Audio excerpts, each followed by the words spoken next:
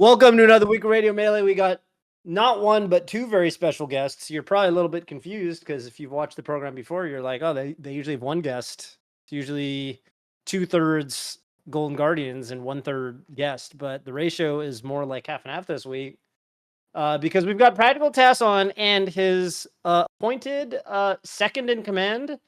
That's PracticalTAS's words, not mine. PTAS, of course, PracticalTAS has been in the community for a long time, and is, I'd say, well known for many different things. But most of all, recently, I guess, for finalizing and publishing the new controller rules that are hitting the nation or the world, really. Still a proposal. Although I'm seeing TOs already kind of adopt the we're getting a lot of support from the TO side for sure. Right. So I think there's I've seen a lot of people confused, a lot of people worried, mostly Boxx players. But I've also seen a lot of discussion about how, from expert controller modders and people like Rien, for example, talking about how, in practice, Boxx players shouldn't really notice the difference. So yeah, I mean, I think a lot of people have a lot of questions, and I think people endlessly want to weigh in on this sort of thing, but have no idea where to start. So hopefully we clear up some of that confusion this week. And of course, there's also just a lot going on in the community. Just about a week ago today, the Nintendo news hit the community with the the, what do you call it, the tournament guidelines or whatever. There's a lot of hot topics in the scene. Yeah, licensing restrictions. So there's a lot of stuff to talk about. And as always, !Radio Melee in chat. You can ask us whatever you want, and we have to talk about it. All you got to do is here. I'll type it in my own chat, and you just click on that link and you join the Discord server, and you can literally ask us any question, give us any kind of hot take. I'll start by welcoming the two of you onto the program, and I guess I'll ask PTAS the first question, which is for those unaware, why are you called PracticalTAS? Why is that your username? Why am I called PracticalTAS? Oh, we're going way back. Okay. For people who don't know, right? For people who don't know. For people who don't know, this actually is the origin story. This is a long time ago. This is like somewhere close to 10 years at this point, maybe a little bit less, but let's say 8 years at this point. When I was at a Melee local and I asked, I had some like mechanics questions about the game, and so I asked someone who was just walking around, who had been playing Sheik, and I asked them, so in Sheik's up B, is she able to change her momentum in the first little hop before she goes invisible? And the guy very confidently told me no. Yeah. And I said, I don't think that's correct, but I didn't say it out loud. I said it in my head. I said, I don't think that's correct. So I just sat down at a setup and then played around with it and went, oh, you know what? She definitely can change her momentum here. And then I guess from that point forward, I decided that I was going to, learn more about the mechanics of the game so I could be more confident when people ask me those questions and I could resolve issues on my own. And then the PracticalTAS came up because my first thing that I tested was ledge dashes. How does a perfect ledge dash look? Because I had seen a lot of videos of failed ledge dashes, but none of successes. So I just decided to learn tasking one day and figure out, okay, what are the inputs I need for a perfect ledge dash? And then I'm going to play it back in real time, see what it looks like. And there was a PracticalTAS right there, tasking for a practical reason. And then put that video up on YouTube, put a link to it on the Smash Bros. Reddit, and went to bed. And the next morning, it had like 500 views or something. And I said, hey, there's an appetite here for something like this. So PracticalTAS was born that day. What year was that? That was 2015. Wow, it's only been, oh, geez. 2015. Yeah, I mean, I've been around before as Andrew. Sure. Before that point, but PTAS was 2015. And PTAS was your first gamer tag? Can I say gamer tag? Is that a gamer? Would you call that a gamer tag? Like, no, I had other gamer tags before. Like I said, I was at a local, so I had a tag. But yeah, I mean, if you don't you have to reveal. No, I mean, yeah, you don't have to reveal it. It's yeah, just if you feel like it's something you if you want to know, reveal. if you want to dox me and you know where that local was, if you know me from my past, I see. then you Look up can the probably bracket. find that link and look at the bracket and see who I was. Wow. Uh, Okay, but we'll get no, some experts on the I've been case. around. Okay. Wow. Yeah, right. That's really interesting. Uh even probably there's a lot of people who people who are going to watch on YouTube and stuff that are actually, I have to do this myself every year when I see you at some tournament. I think I just ran into you at Big House, and there's Mhm. always like a 1 second calibration period where I'm like, oh, who is this again? Because I see you on the internet all the time, but to me, unless I'm literally looking at your face as I am right now, Mm. you're that. Is it Falco up tilt? What is that thing? It is It's Falco Falco up up tilt, tilt. right? It is. Yeah. If you I go just back to the Falco ledge dash video, it's actually the pivot up tilt off of the ledge dash that I did as like Ooh. a swag option at the end of it. Okay. And I think I might have told you that for a very, very long time, I just never thought about it, and I only saw the very small version. I thought it was like Falcon up smash or something, because I just Oh didn't think yeah, I about it get very that a hard. lot. I have a lot of people that say, Falco, not Falco, Fox up tilt, Falcon up smash. I got Wii Fit Trainer up tilt or up smash at one point, Oh, and I was she like, does it's a do very that wrong exact game, but kind of angle. it's Yeah. close. Was that But it's reassuring that very I know? much like, You were doing a lot of work in the Ultimate community. Was that kind of reassuring? Like, oh, people are starting to see me as an Ultimate community figure as well.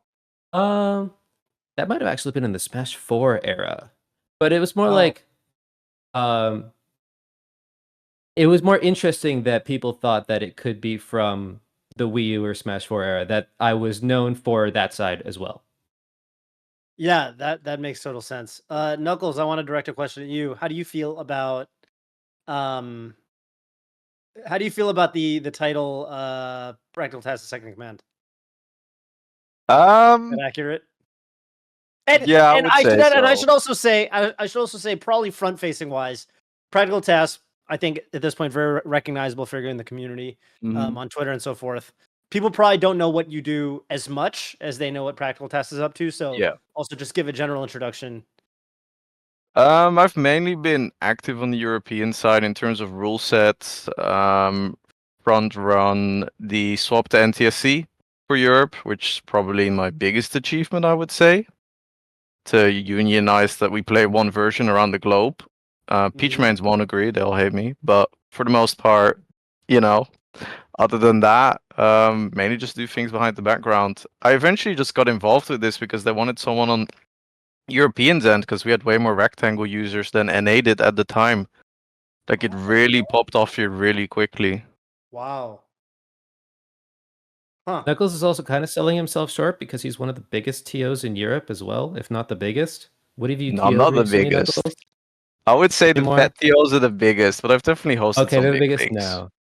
Okay. What kind of events? Any major series that Syndicate, DreamHack 2019, then COVID happened, then DreamHack 2022.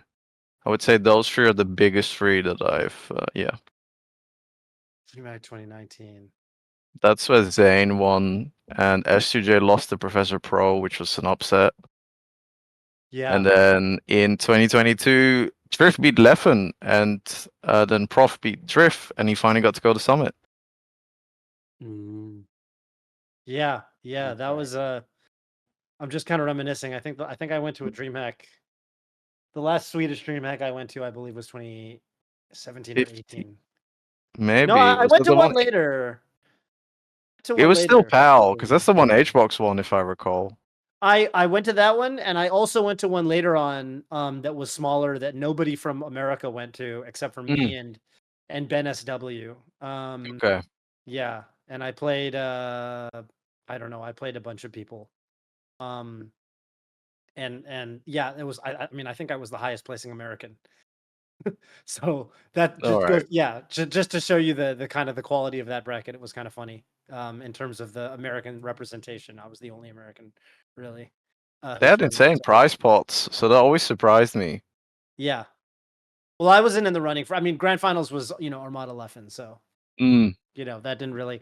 I was in Europe, kind of more on vacation, and Right. and me and Ben SW were going to go to a Young Lean concert in London, and that's why we went to. Ah.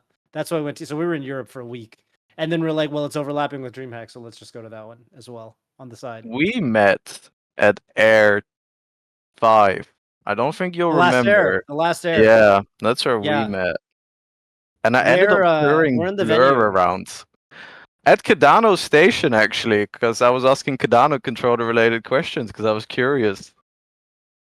That was a really good time. Yeah, I met so many people at Cardano Station actually, but yeah, it was that was definitely one of my favorite things about that weekend was how many. It was actually one of the most poppin' places in the whole venue was Cardano's little table. Yeah, it was very busy. So, are you a Boxx controller user yourself?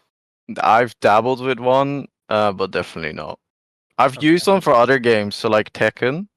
Yeah. I've used the digital controller, so it felt comfortable. The reason I ended up not doing it is because I kind of like the comfiness of just using a GameCube controller and being laid back, whereas in a box you can't really do that. Mm-hmm. Mm-hmm. Mm-hmm. Yeah. I'm alright with it though. I can pivot pretty good on it. After people said you can't pivot on box, I was like, I'm Mhm. pretty sure you can. Was that the story early on? Was it's hard to pivot on a box? Yeah, that was one of the arguments given. Like, Marth is bad on box because he can't pivot consistently. That was one of the first things said. Wow. Yeah, And I that's was so like, funny because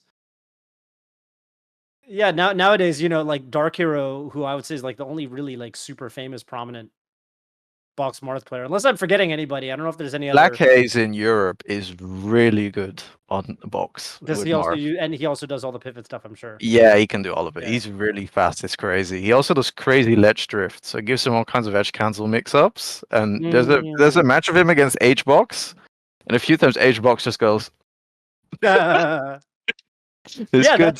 that's the whole story with Boxx Marth. Now, Boxx Marth, I would say, is known for being like a pivot abuser, if anything.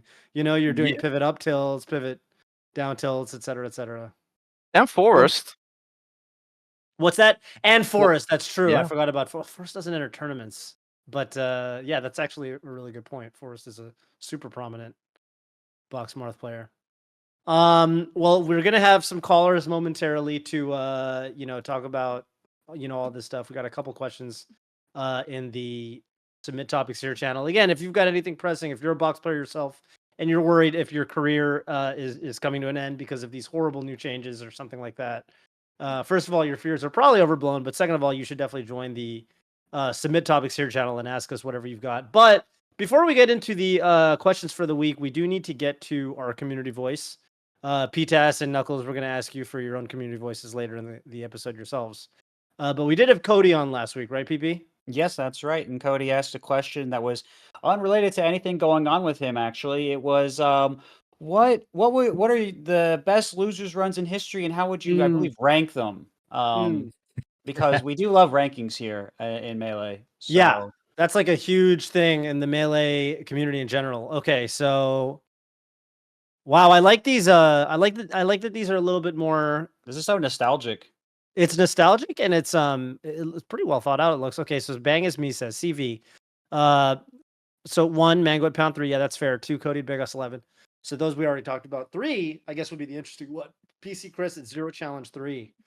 That's one run per era. I do think Cody's run is more impressive on paper between opposition and the amazing storyline of contending Zane for number 1 to stop Zane's streak of best player. But what the other two has that Cody's run didn't is that they were underdogs. Yeah, that's true.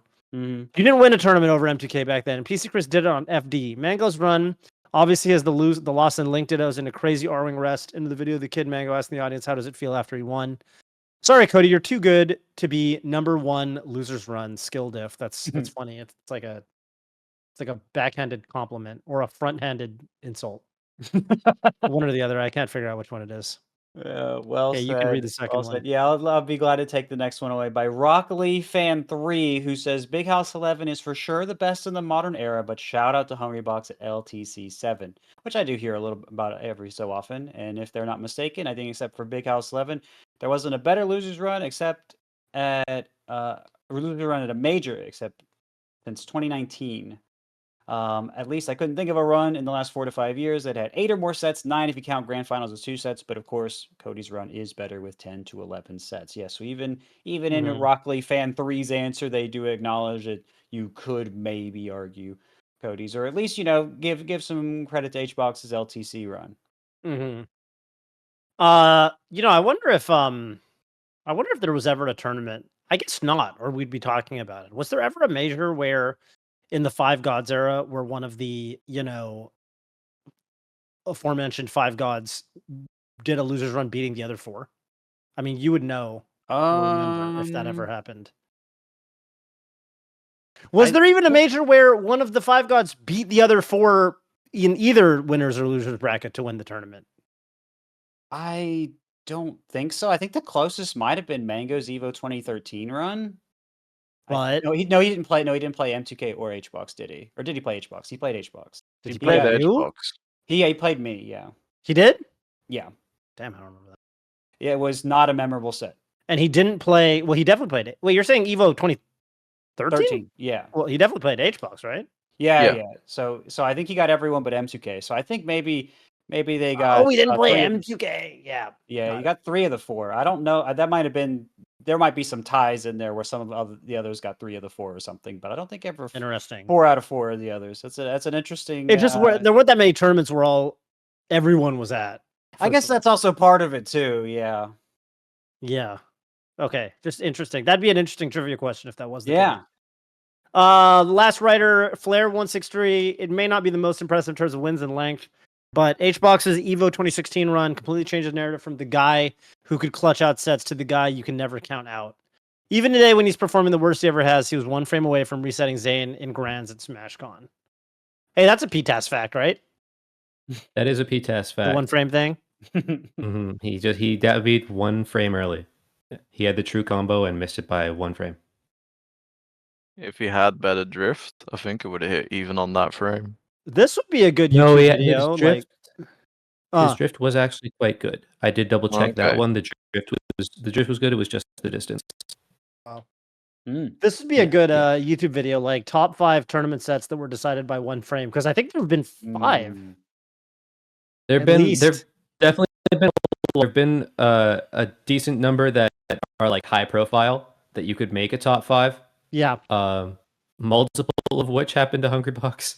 Yeah. Mewtwo King Hungrybox. Yep. So here's my Zane That was Hungrybox. also a 1 framer. Zane Hungrybox. Zane Mango, Summon 11. Yeah. Battlefield. Zane Rishi, Yoshi Story. Mm. And we just need a 5th one. Yes. Which, I'm sure. Well, take your pick of any set that was decided by like a drop tech trace or something, I guess. Yeah. 'Cause, There's definitely lots of. If you went over a single game 5 last stock with a fine tooth comb, you could probably find a 1 frame interaction somewhere.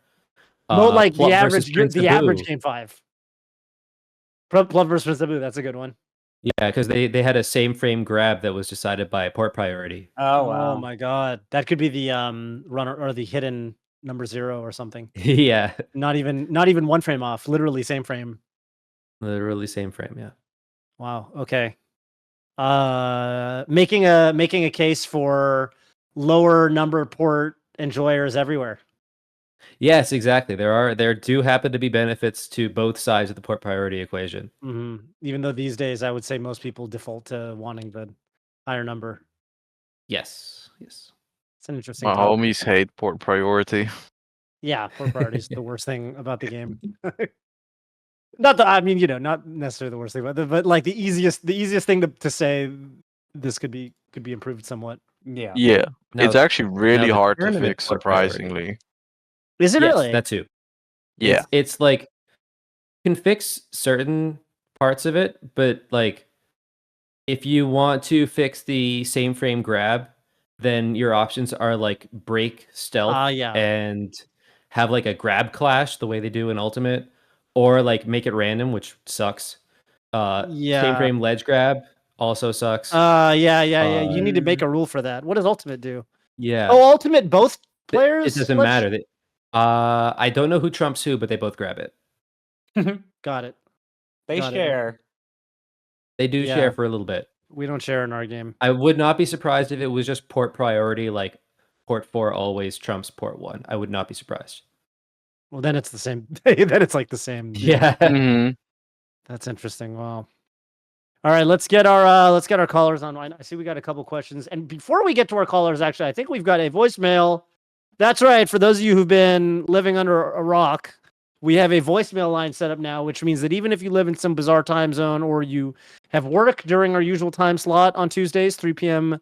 West Coast, 6 p.m. East Coast time, you can call our handy dandy voicemail number, which is 213-347-5242.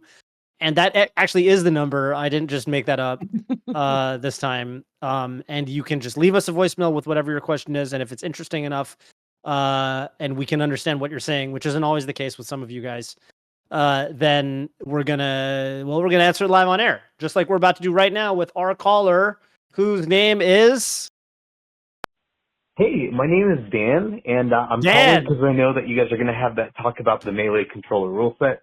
I've been reading a lot about the Twitter discourse going back and forth.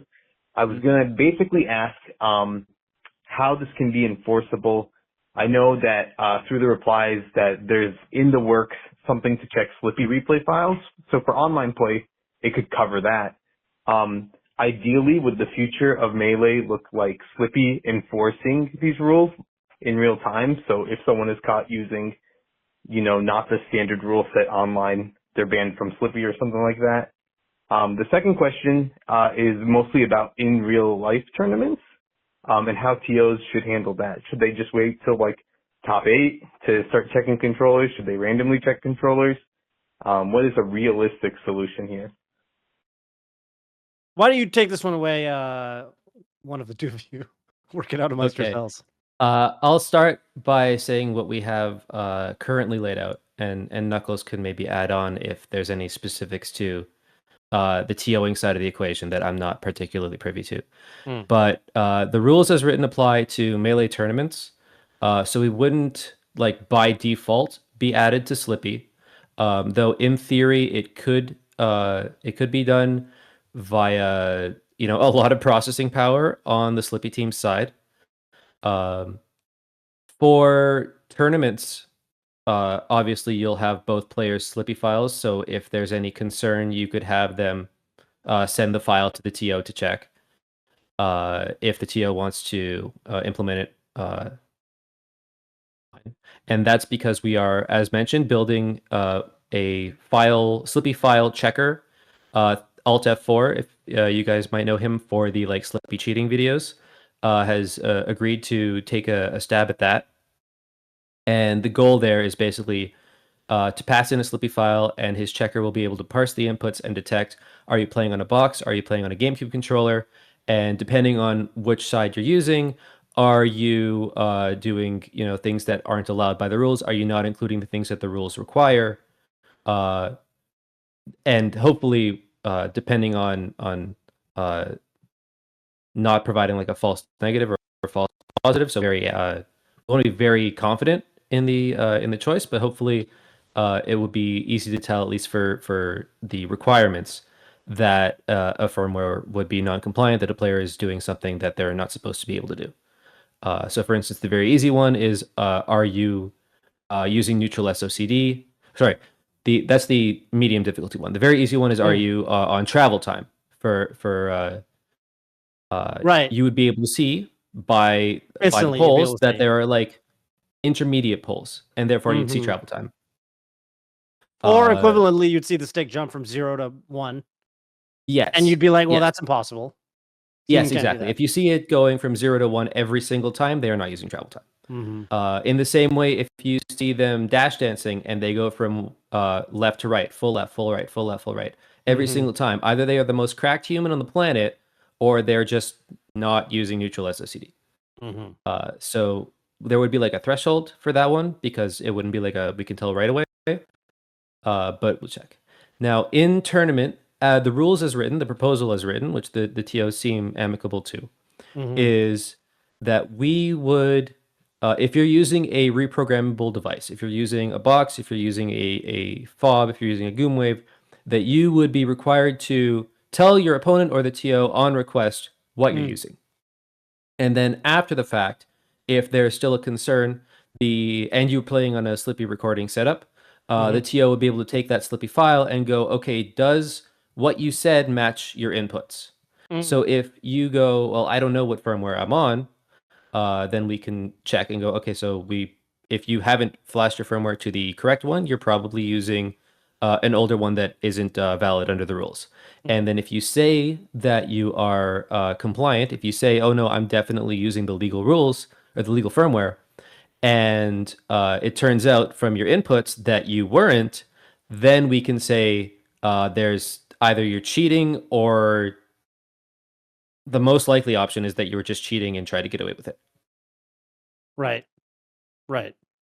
The, I guess, end state, like the final goal, would be being able to do that check live. But I think for starters, it would be enough to be able to do it, a batch at the end of a wave or at the end of a day. And obviously, if somebody cheated to get to that point, it'd be unfortunate for the people that they beat along the way. But I think for a first pass, we wouldn't be able to say, like, right immediately Right. as soon as you press the button, you're a cheater. But you We would don't not be able to need do that. to. I mean, it's the kind of thing like I think Mhm. you said this on Twitter where it's like first of all, anything's better than what we have now. Right, what we have Yes. now is, first of all, there are no rules. You can do literally whatever you want. Yes. And then second of all, it doesn't need to be that, to me, it doesn't need to be that enforceable, right? People don't go to tournaments hoping that, well, I mean, maybe some people do, but people don't, like, people want to compete at tournaments because they want to continue to compete at tournaments. They want to exist in the Melee competitive scene. You'd hope no so. one's trying to. You'd hope so. So no one's like, trying to. At least out of the people that I feel like are sort of good enough, to where this even kind of matters in the first place. I just don't feel that Mhm. there's that much of a danger that people are like, willfully trying to exploit this and get away with stuff they're not supposed to. I mean, Yeah. I feel like even knowing that they could be called on it in the first place is probably enough to dissuade most people from, trying to circumvent the rules. And I think that, kind of like you said, the first time that there's if this happens where somebody kind of, gets caught circumventing like whatever controller rules the tournament uses, I feel like the first time that happens, that's going to be a big deal. And I think a lot of people are going to be dissuaded from doing it in the future. I like you comparing it to kind of the like the chess cheating scandals where, there's so much more visibility on it these days. Thanks largely to, how much the Hans Niemann thing blew up. Yes. Also, I think Dan asked about Slippy. So, regarding Slippy, I know this. I don't want to speak on Fizzy's behalf, so I'm not going to. But in previous situations, he's always said he doesn't want to police. Like, he doesn't want to force update UCF so other tournaments comply. He will update UCF on Slippy's end when tournaments have decided we want to adopt this. So I definitely don't see that happening anytime soon, if at all. What is sort of related to Slippy, which will be huge to TOs, is that Nicolette, JM Lee, made a hot swappable build of Nintendo, which lets you remove the USB stick while the console is on, plug it into a computer, grab the SLPs, and put it back into the console without having to reboot it. So you can really quickly grab SLPs, run it through the checker. Like, this is a minute endeavor if you're using a laptop. And then just run the scan. So if you have the manpower or the volunteers, you could easily have someone just go to the TO and say, hey, this felt sus. Can you check? And then, yeah, it's pretty quick. Wow. So in that regard, it will be really good. It'll also do batch checking. So if you want to do it at the end of an event, like in Europe, we Slippy record pretty much every tournament set in a lot of countries. So you could just dump it all in and let it run. And then it would be pretty easy to check who cheated and retroactively ban them. And which is still a lot more than we could do now. Because people have cheated in Melee, even offline. Most people don't know this, but this has happened. Oh, what? I mean, Super Pichu is the classic incident that everyone kind of recollects. But are there any other There examples are of? in the low key, there are top players who had old school Arduinos in 2018, 2017 installed in their controller to up the consistency of angles significantly. Yes. Wow. Wow. I And didn't know most people that. don't know this, but this has happened. I don't know how many people have done it, but it has happened because they were fed up with inconsistent controllers. This The was arms before race has been UCF, you said going on. 2018. Yeah, 2017, 2018 is roughly the era. Pre-Goomwave. Yes. Pre Wow. Goomwave, pre Fob. This was like the Dween era, Yeah. like early UCF days, early Wow. UCF days. Wow. That's And some just spicy stuff. And I just want to clarify one thing because I recognize that Dan seemed a little confused about this in the call-in question. Is you can use Slippy started as an offline tool for tournaments, to help Right, yeah. recording. 90 when Yes, 99% yes. of the community says Slippy these days, they think they're talking about just net play. But it Yeah. really did Yes. start as a way to have replays for the game, which, if I'm not mistaken, is part of the reason why we were able to, because going from there to roll, that's like a thing you need, and you need to be able to load those replays up in under a frame to implement rollback. And the Yes, reason Slippy net play was, or Slippy rollback was a thing that happened in a relatively short turnaround time, was because that capability already existed. Yes, Melee actually had the framework for lightning mode actually to run the game at a much faster clip, and my understanding is that was at least a piece of being able to do that rewinding and then fast forwarding, which is the like on a subframe level, which is the critical piece for rollback to exist. Are you saying that rollback netcode exists partially thanks to Lightning Melee? Yeah, Fitzy said that on I'm a podcast. saying yes. Amazing. I'm saying yes. There is a at least indirect connection between the two. Love it. That makes sense. That makes a lot of sense. Man, yeah, I do think that, and that's a good point, PP. Yeah, I do think that, if we even looked at other fighting games, I mean, I don't think, Capcom's got rules for, SOCD cleaning in their, leverless controllers for Street Fighter 6 tournaments, but I mean, I think that in, like, online SF6, I mean, you can use whatever controller you want to play ranked or whatever. Like, I don't think that's really like the concern. It's not like we're not trying to, just because we have this controller rule set, I don't think we're trying to like police what you can get away with on like unranked or whatever, or ranked. It's like, this is like the way I'm thinking about this is really more for tournaments, but I don't know what you I all don't think even about think we should police unranked. I think it's a bad idea to that. do.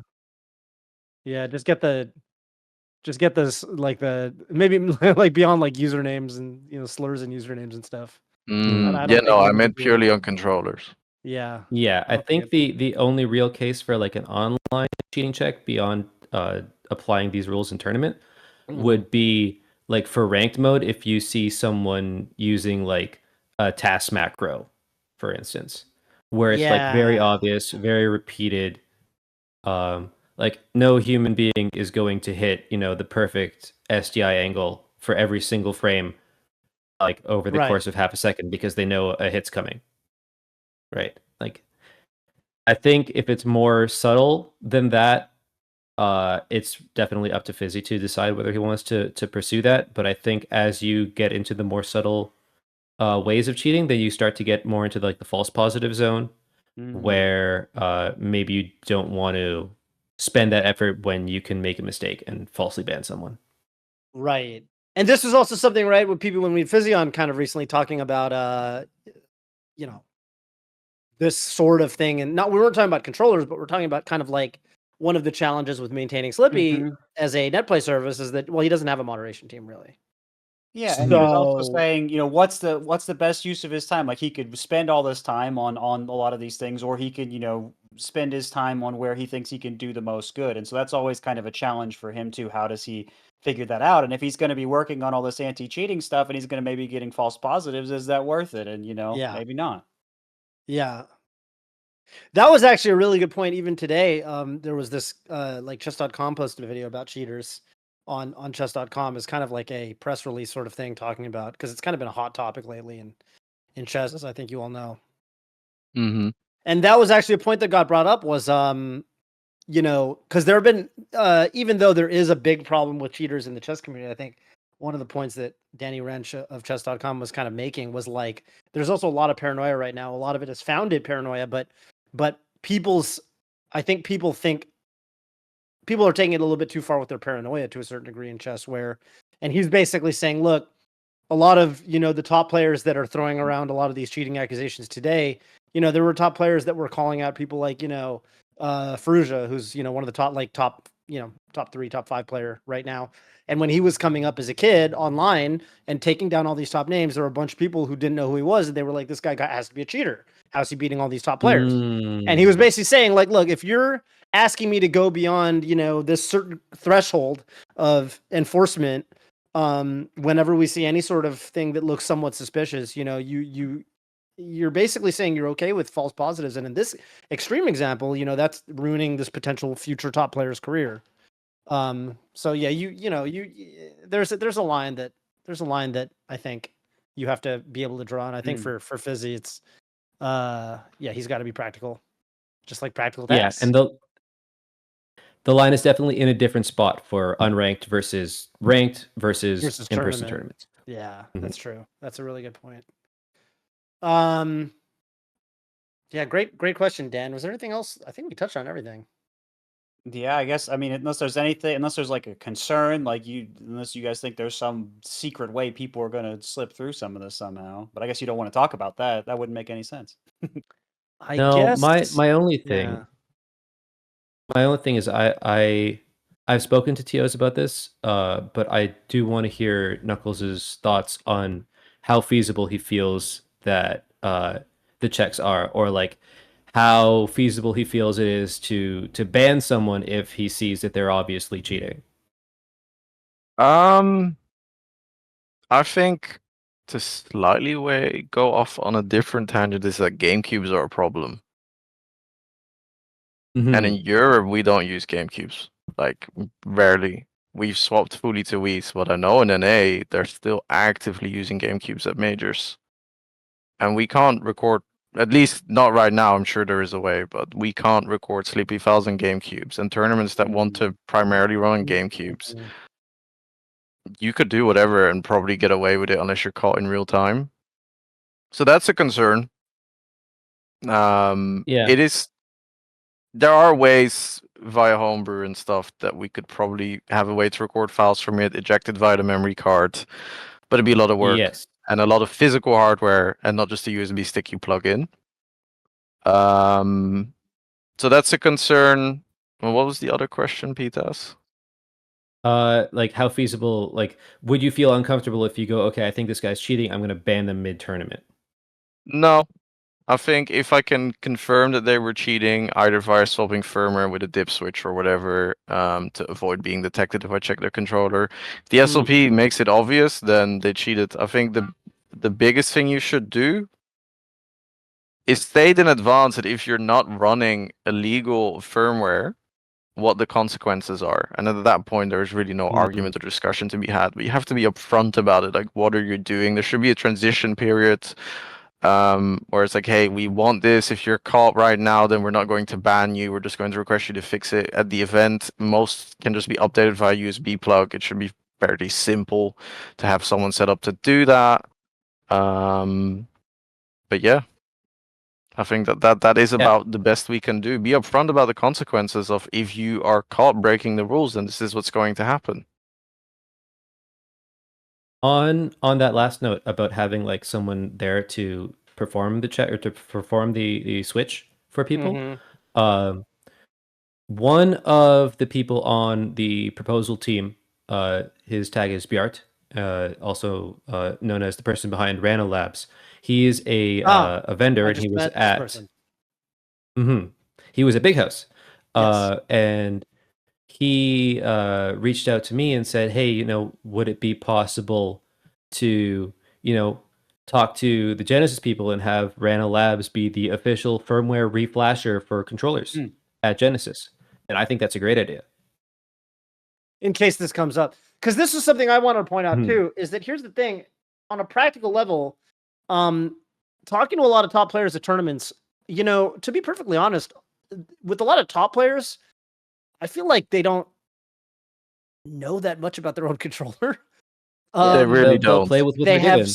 they have some controller dude, you know, or controller individual that is like, trust me, man, this is that secret sauce. Like, you just gotta this stuff. This is how you're gonna win the tournament. Okay, guaranteed top 1 placing with this thing, and you know it's got some bullshit on it, or you know, and it doesn't have to be to that extreme, but you know, even like, okay, I don't know, even me, like sometimes I like I forget what fob firmware version I'm on sometimes, and I was talking to Violence about something, and you know, Violence said something about some new feature that was on the latest firmware, and I'm like, oh, I don't know if I have that yet.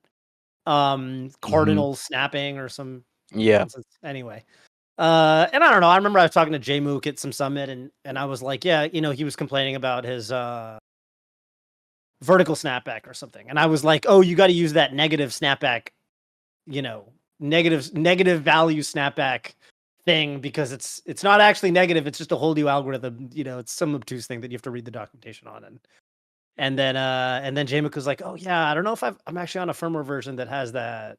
You know, I got to check when I get home and stuff. So point is, I think a lot of top players, because you mentioned like, you know, you mentioned that when this happens, it'll be like, okay, you need to be able to say what you're using, and you need to be able to say if you're compliant or not. But I also do think that a lot of these top players, they don't really know. So how do we deal with that kind of that ambiguity there? Isn't it kind of the case where shouldn't there be some sort of grace element?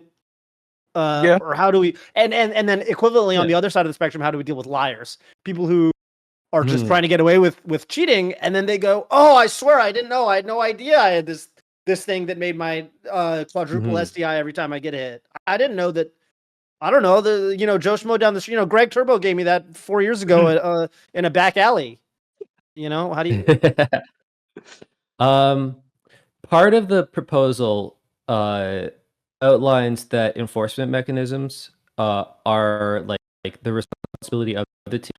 You know, I'd be open to suggesting that maybe there be a grace period where it's like, okay, if we catch you, we're just going to flash your controller, and then if you show up again 2 months later at the next major, then you're going to be banned.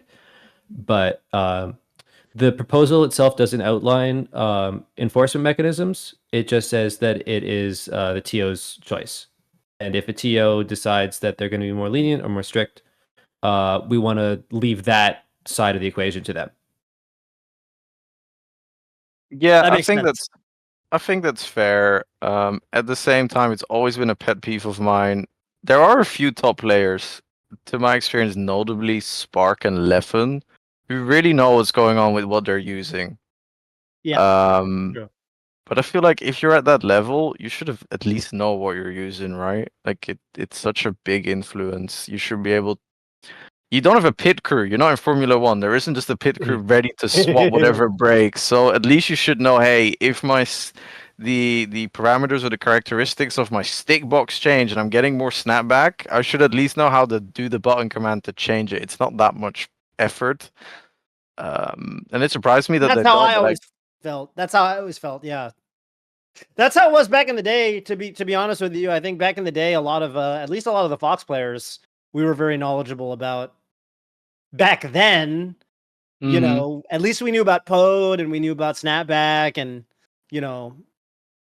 But yeah, these days, maybe it's just that it's gotten to the point where, you know, I feel maybe back then it used to be easy. I felt like it used to be easy to at least kind of know. There was a lot of bro science around it, granted, but at least like, you know, everyone was kind of on the same page with it. Whereas these days, I feel like there's enough of a technical level. And I feel like the shift might have started to happen. This is just my hypothesis on this, because I fully agree with you, Knuckles. But I feel like the shift culturally might have happened around the time of capacitors, where I felt like capacitors were the first element introduced to controllers, where it felt like if you didn't.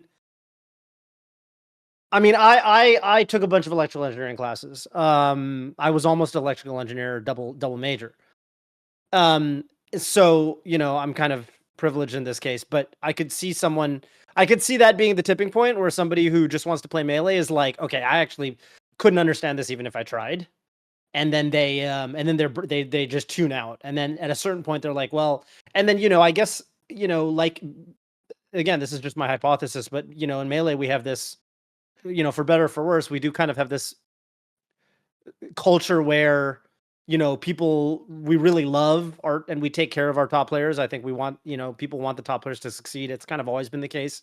I remember for a long time I would observe PP. I'm sure you've seen this back in the day when I mean, I've been to a lot of tournaments where people are scrambling to give Mewtwo King their controller. Right. Where Crazy. Mewtwo King is like, hey, I needed controller. It's horrible. Rainex's movement is so crazy, and I can't do that because my controller is terrible. Somebody please give me their controller. And then 5 people want to give Mewtwo King their controller. So, Which is wild. Which is wild. But we've had this culture in Melee for a long time of people. We love to see. I think people love to see high level Melee. We love to watch it. We take the spectating experience very seriously. And so I guess top players have always kind of, even me, like even as a non-top player, but someone who's just very visible, people take care of, we kind of take care of our own when it comes to stuff like controllers. So I guess Yeah. a lot of top players, it almost probably just it feels like they do have a pit crew. I'm sure for some of these guys, till you don't. And then until you go to the tournament and your controller actually literally breaks or something. But yeah, I mean, I'm with you. I think it's you're doing yourself a disservice if you don't know, at least how to do the, change the settings on the fob or something. Right. It And I know we also- could be I'm going with you. farther with that, but we do need to Yeah. be getting into our callers. So I think this was a good topic. Thank you, Dan. And let's go ahead and get into our first caller right now. Bellamris, thank you so much for joining. Where are you calling in from? What's your question for us today, gamer? Hey, I'm here in North Carolina, Hey. and my question really had to do with the methodology and the testing process to determine how we got to this point with the firmware. I was really interested. I've seen both sides talk it out and really talk about what that process was like and how we got the ideas of these nerfs. How were they tested? Did we have representation across the whole cast, and did they test every single one of these nerfs to see the ultimate effects of them beyond just what we intended it to be? And then at the end, when it came to the final stage, was there any voting? Who had representation? Who got to decide what things went there? I think that a lot of the conflicting reports might be helped a lot by having transparency of that process. Gotcha. Yeah. So I can start with that. So the like the specifics for the nerfs. So like the travel time, like the amount of milliseconds of travel time, or like things of that nature, like the amount of frames delay on your SDI lockout. For those ones, we got a bunch of either for the frame level ones, we got a bunch of good players that are familiar with those inputs. Let's say like a pivot up tilt or a crouch up tilt, and had them perform those as quickly and consistently as they possibly could. You can shout out some And- specific players too if you think that's interesting. Oh gosh, I think Chef was one of them. Oh, cool. Yeah. Chef was involved for part of it. Yes. There were a lot. I will say there were a lot of people, and I don't want to name individuals because I don't want to put them in a position where it's like, oh well, they helped us out with this. That means that Their fault. people think that they support the whole thing and that it's their fault. Yeah, exactly. Yeah, did you Yeah. have did the group test all the different things, or were they all split up? How did that all work out? Was there a It methodology was around it that? was more split. Let me just answer your previous question first. The millisecond level timing, so like for travel time, what we did there is we hooked up a GameCube controller to a Smash Scope, which is a like millisecond level polling tool that controller modders use to check like the waveform as a stick moves. And so for instance, for travel time, our test was when you actually physically actuate a stick, how long does it take the GameCube controller to respond and send a 1.0 cardinal signal to the game? What is the fastest that we can possibly make that happen? That is like the threshold, the rough threshold of what travel time needs to be. And that's still a little bit lenient towards the Boxx controller because in not all cases are you going to be pressing as fast as possible. But it provides a good like rough bound of what travel time should be. Could you repeat the Yeah, testing I was methodology? I was just really wondering Yes. how like other character did you guys go through and say, okay, we want to see how this affects all the top 8 casts or the top 15 cast, all the viable competitive casts, and then did you test beyond just what you expected this effect to have, Mhm. but look at how maybe this would affect some other technique, and then maybe Mhm. determine, okay, there's a voting process to prove it beyond just saying, yeah, this sounds right, or was it a lot more vibes? We Um, had a testing Discord. Um, I've tweeted about it a couple times. It was a relatively open approval process for that.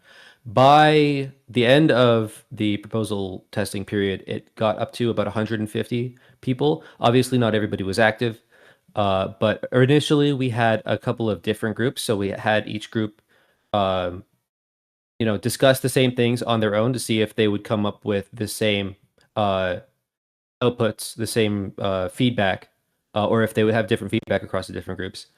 And um, eventually, as testing went on, as time went on, the less active people stopped coming in, and so we consolidated the groups into one big group.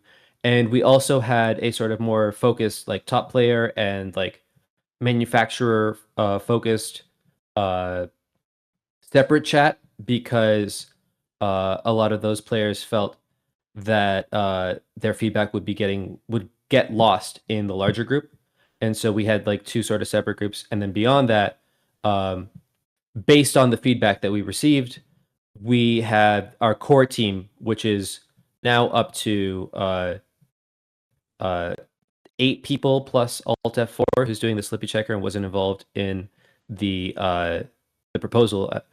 And so that group is myself, Nuckels, Karvak, who did the firmware, and also Frost, Bjart, as mentioned, Watching Time, Mai, and Violets, who Toph and PPMD might know. Yeah, I know He was Alex. a Go later back. addition. I mean, I know almost all these Mhm. people. Yeah. So Nice. did you have to have like a quorum, or was it everybody had to agree that these were the right changes, or is it just because it's a test build, we're just trying to put it out there because it went straight to TOs as opposed to the populace first, right? So I'm wondering where we are in Mhm. that process. How much wiggle room is there to change and amend what they are based on the reaction we've been hearing? It was, how do I phrase this? And so, Knuckles, sorry for monopolizing the conversation here, but it was primarily like consensus focused, where basically if we had a disagreement, um, we would hash out amongst the core team, obviously taking in feedback from the testers, and the testers spanned as much of the character spectrum as we possibly could get given our time frame.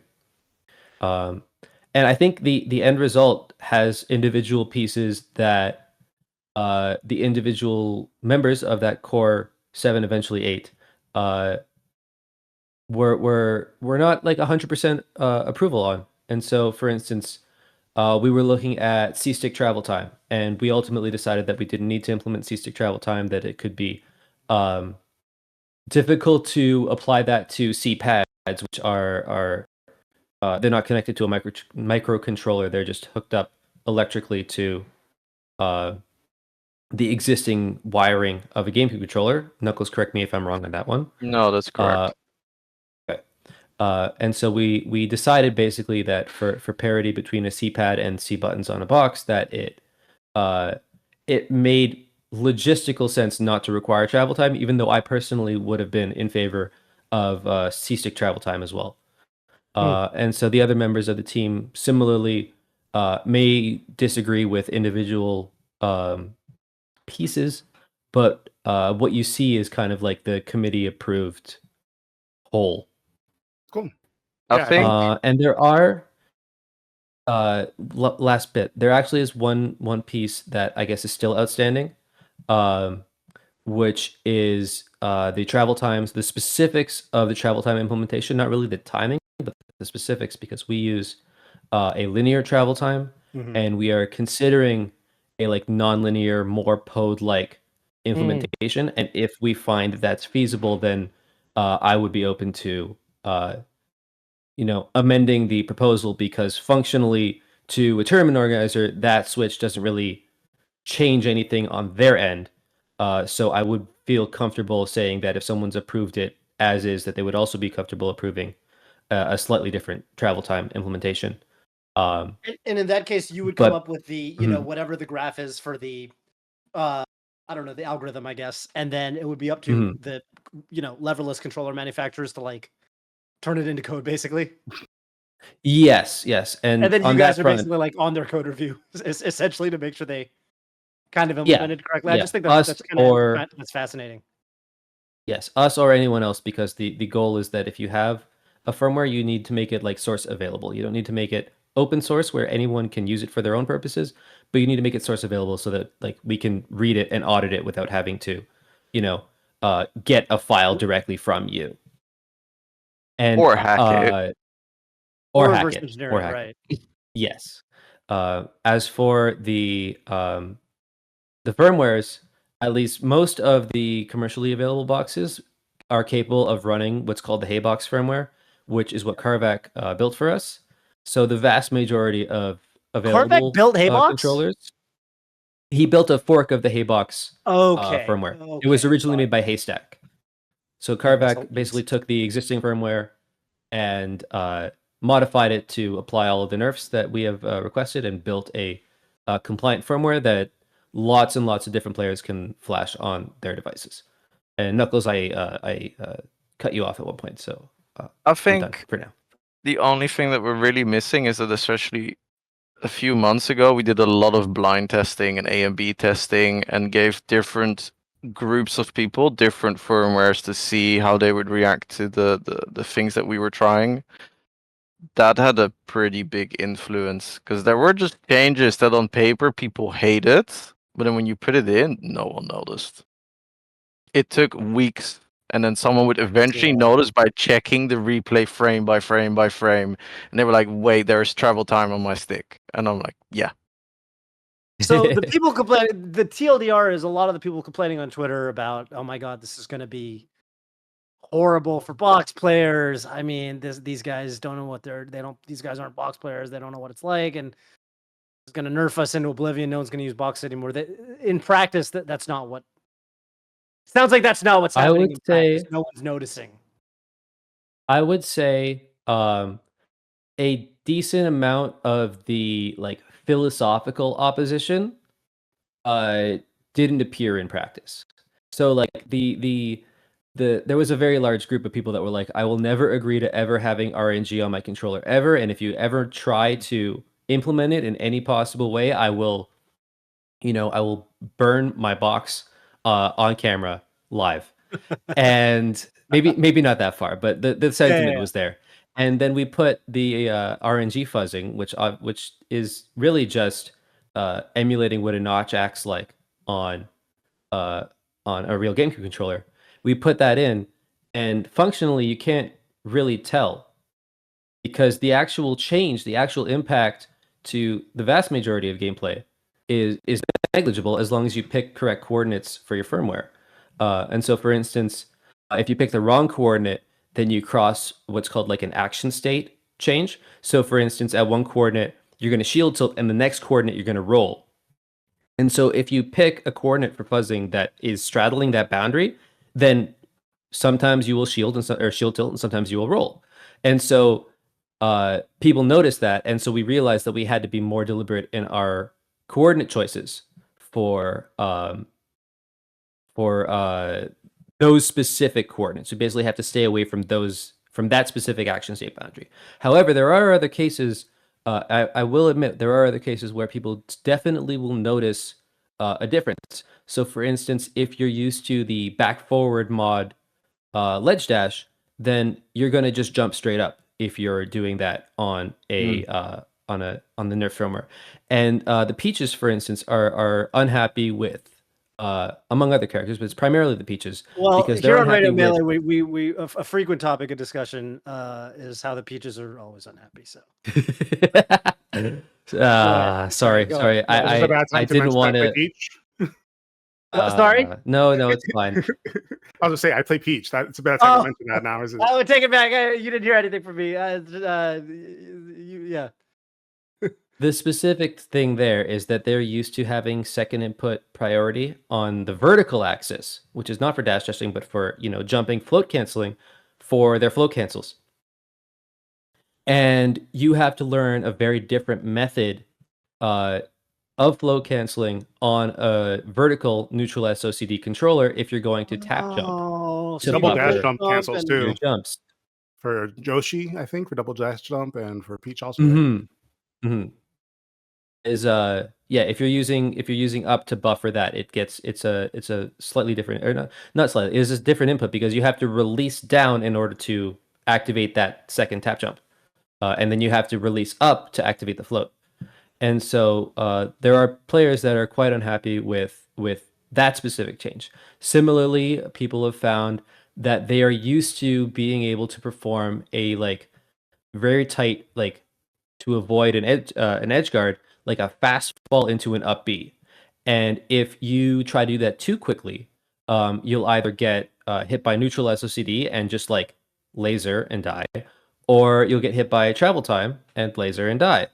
And that is something that at least we are currently of the opinion that it's something that people are going to have to get used to, because we feel that the existing methods are should not be legal. And that is, of course, were you gonna say despite... were you gonna say too easy? I was not going to say too easy. Those are your words, not mine. Okay, I'll say it. I don't know. The way in on I mean, that. yeah, go ahead.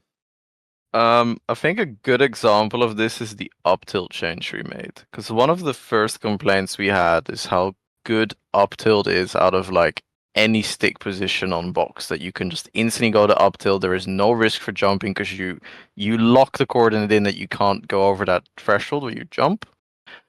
So we did a lot of testing with the lockout on that.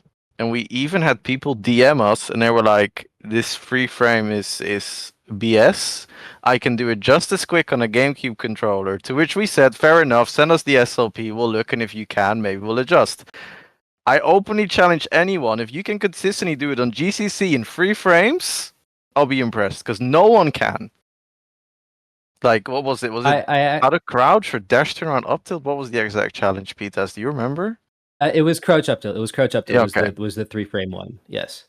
There actually apparently is a pivot up tilt method, a very the weird pivot up tilt one. method where you do a diagonal dash, and that turns off that locks out up smash, so it lets you up tilt from the rim, and that is crazy looking. But the specific challenge that we had was for the crouch up tilt, and we found that everybody that claimed they could do it just as fast on a GameCube controller as they could on Boxx was overestimating their speed on a Boxx.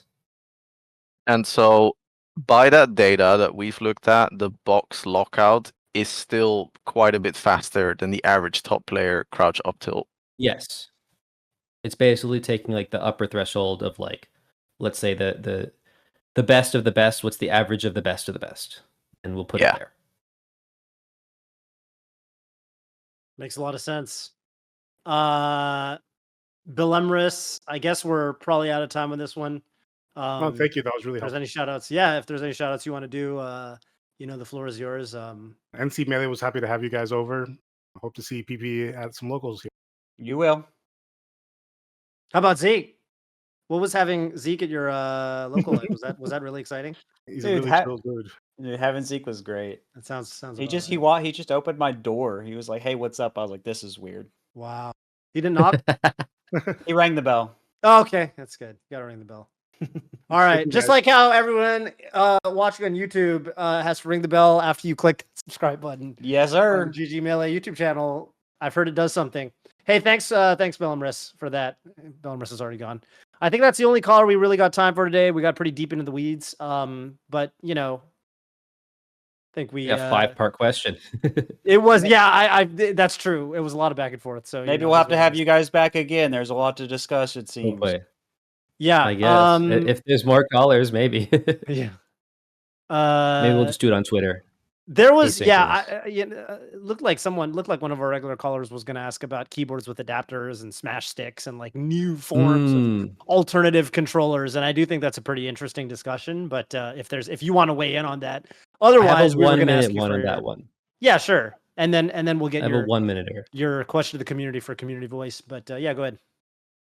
So the way the rules are written is that they actually have the left stick and the right stick independently splittable. And so if you switch control stick to buttons, then you have a certain set of rules that apply to you. And if you switch your C-pad, so your C-stick to a C-pad, then you have another certain set of rules that apply to you.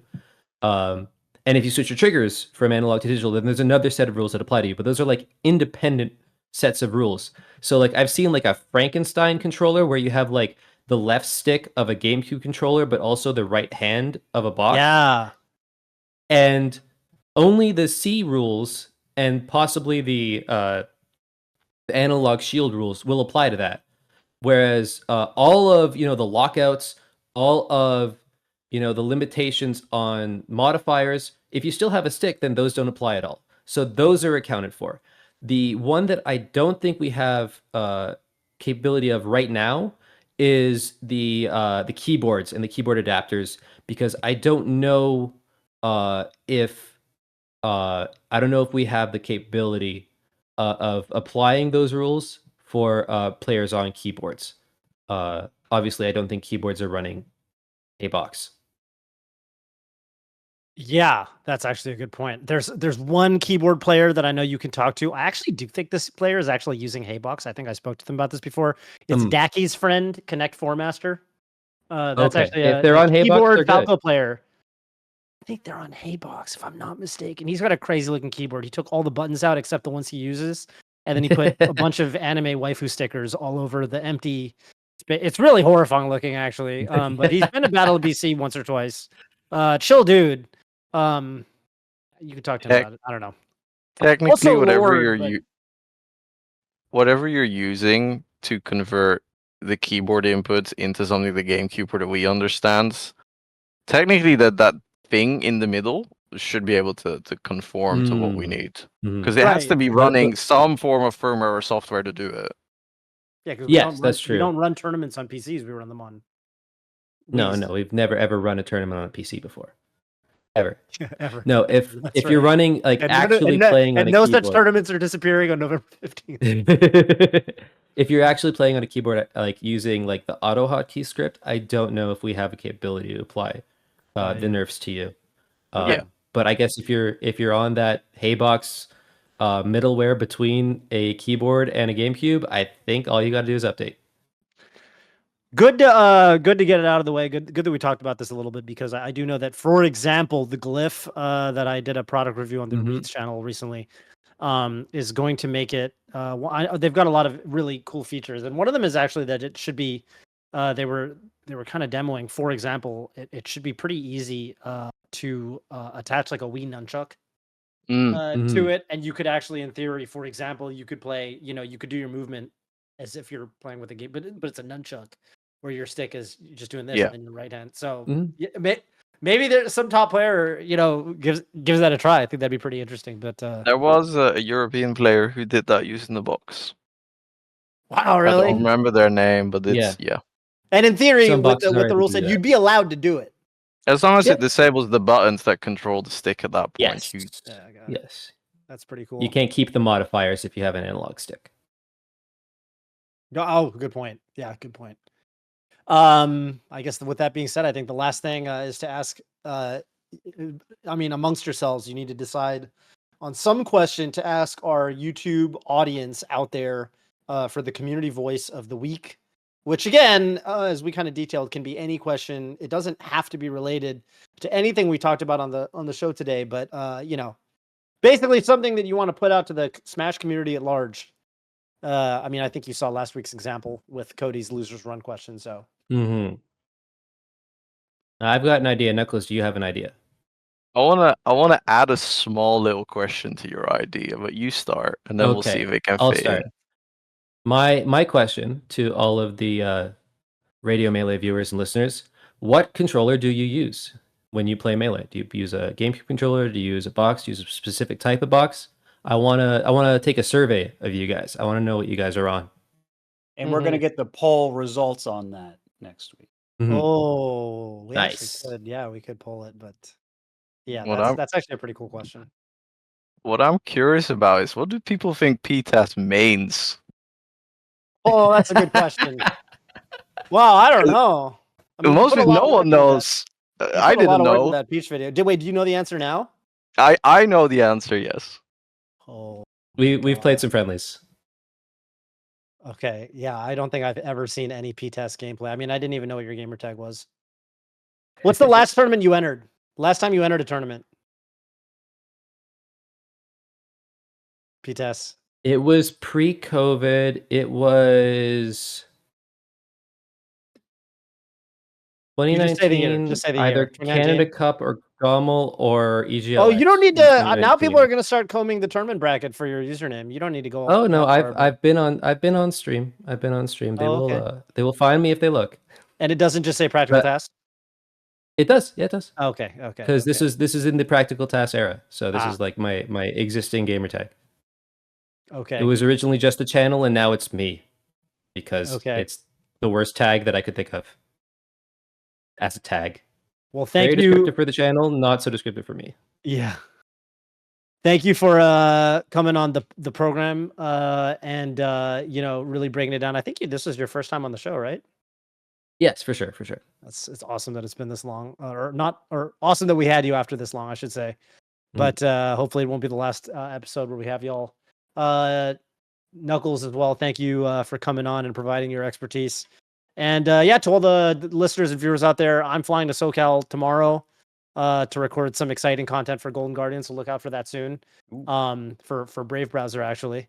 And to everybody else out there, we'll see you next Tuesday, same time, same spot on the dial. This has been Radio Melee. Thank you so much. We are signing out.